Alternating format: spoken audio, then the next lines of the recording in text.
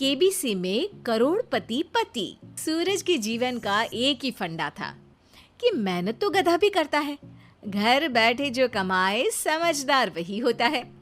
इसीलिए उसने कभी नौकरी ही नहीं ढूंढी। इस बात से हालांकि उसकी पत्नी शिखा बिल्कुल भी अग्री नहीं करती थी, पर फिर भी सूरज को समझाना बेकार था। टीवी में कैसे बनोगे करोड़पति का ऐड देखकर उसे लगा कि बस अब तो घर बैठे ही वो करोड़पति बन सकता है, और उसके पीछे उसने अपने सारे सोर्सेस एक्टिव कर दिए। 2 हफ्ते में उसके कलीग के साले के पड़ोसी के बेटे का सोर्स निकलता है जो कि उसे शो में पहुंचा सकता है, और सूरज उससे मिलने चला जाता है। अच्छा, तो हमें मुकेश जी बता रहे थे कि आप हमें शो में पहुंचा सकते हैं। हाँ, उसमें कोई तकलीफ नहीं है। मैं कल अगर कोशिश करूँ तो इसी महीने में आपका नंबर आ जाएगा। अरे ये तो बहुत बढ़िया हो गया। अच्छा, वो सिलेबस और क्वेश्चन पेपर का कोई जुगाड़ है क्या? उसका तो कोई जुगाड़ नहीं है। तो वो वाकई में कुछ भी पूछ सकते हैं? हाँ, वो तो बच्चन जी पर है, जो पढ़ते हैं वो पूछ लेते हैं। पहली कोशिश फेल होने पर अब सूरज के सामने एक बहुत बड़ा सवाल था कि आखिर जवाब कहाँ से लाए। तब शिखा ने एक सजेशन दिया, क्यों ना सूरज अपने चचेरे भाई सुमित से मदद मांगे, जो कि यूपीएससी की तैयारी कर रहा था। हालांकि इतनी मेहनत करना सूरज को समझ में नहीं आता था, पर कोई और रास्ता ना मिलने पर वो आखिर सुमित से बात करता है। अरे सुमित, हमारा कैसे बनोगे करोड़पति के लिए सिलेक्शन होने वाला है। तुम हमें थोड़े चिट बनाने में मदद करोगे क्या? अरे भैया, चिट बनाए तो सालों हो गए, उसमें हमारा एक्सपर्टीज नहीं है, बल्कि आप बोलो तो हम आपकी पढ़ने में जरूर मदद कर सकते हैं। हट, कैसी अनाप शराब बातें कर रहा है तू। सूरज ने सुमित को मना तो कर दिया था, पर तैयारी करने के सिवाय कोई चारा उसे दिख भी नहीं रहा था। खासकर जब 12 के पेपर लीक करने के एक्सपर्ट शुक्ला जो भी हाथ जोड़ लेते हैं। आखिर सूरज को सुमित के पास जाना ही पड़ा, और उसने सुमित और शिखा से वादा किया कि वो बहुत मेहनत करेगा। 1 महीने की तैयारी के बाद फाइनल हुआ कि शो से 1 हफ्ते पहले एक ट्रायल खेला जाएगा, जहां पर सारे रिश्तेदार ऑडियंस की जगह पर होंगे और शिखा सवाल पूछेगी। दूर दराज से भी रिश्तेदार आकर हाजिर हो गए देखने कि आखिर कैसे बनेगा सुमित करोड़पति। सब कुछ सेट था, और इतने में सूरज आकर अपना स्पीच देता है।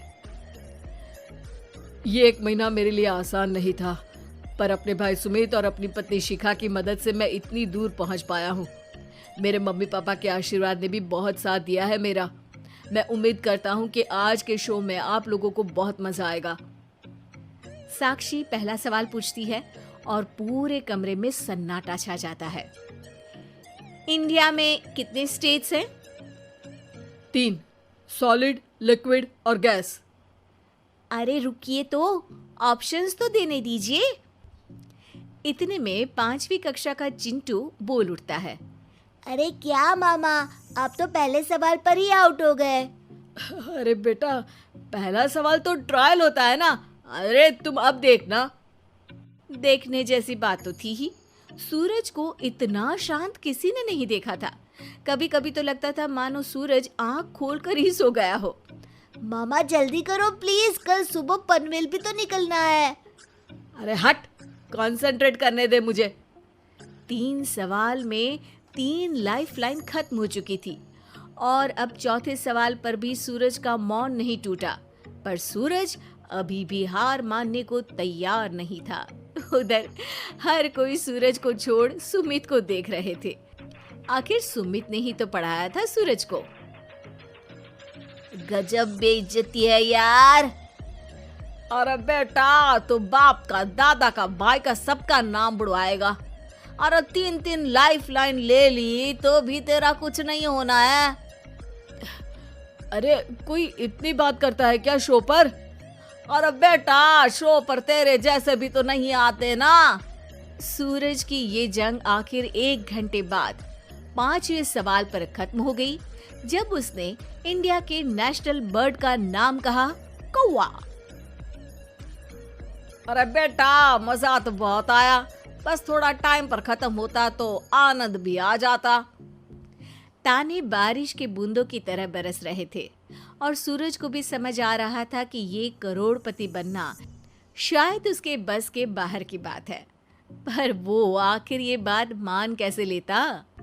वो सख्त लौंडा जो ठहरा, उसने सोचा कि बेइज्जती तो हो ही चुकी है, पर अगर मैं हार नहीं मानूं तो शायद कुछ हो सकता है। शिखा, तुम देखना, असली शो में आग लगा दूंगा, आग, करोड़पति बनूंगा मैं। हाँ, सब्जियां खत्म हो गई है घर पे, ले आओ। पहले पति बन जाओ, फिर करोड़पति बनना। अरे गजब बेइज्जती है यार। बेटा, अभी तो घर पर ही हुई है, 1 हफ्ते में तो तुम देश के सामने करवा कर आओगे। वैसे जब टीवी पर जाओ ना तो बस अपने मम्मी का ही नाम लेना, ठीक है? कोई पूछे तो बोलना कि पापा नहीं है मेरे। अरे पढ़ाई की, पेपर निकलवाए, इतने सारे लोगों को खाना खिलवाया, क्या फर्क पड़ा? इसीलिए मैं कहता हूँ कि मेहनत तो गधा भी करता है, घर बैठे जो कमाए वही सिकंदर। लेकिन मामा, गधे भी जानते हैं कि हमारा राष्ट्रीय पक्षी मोर है।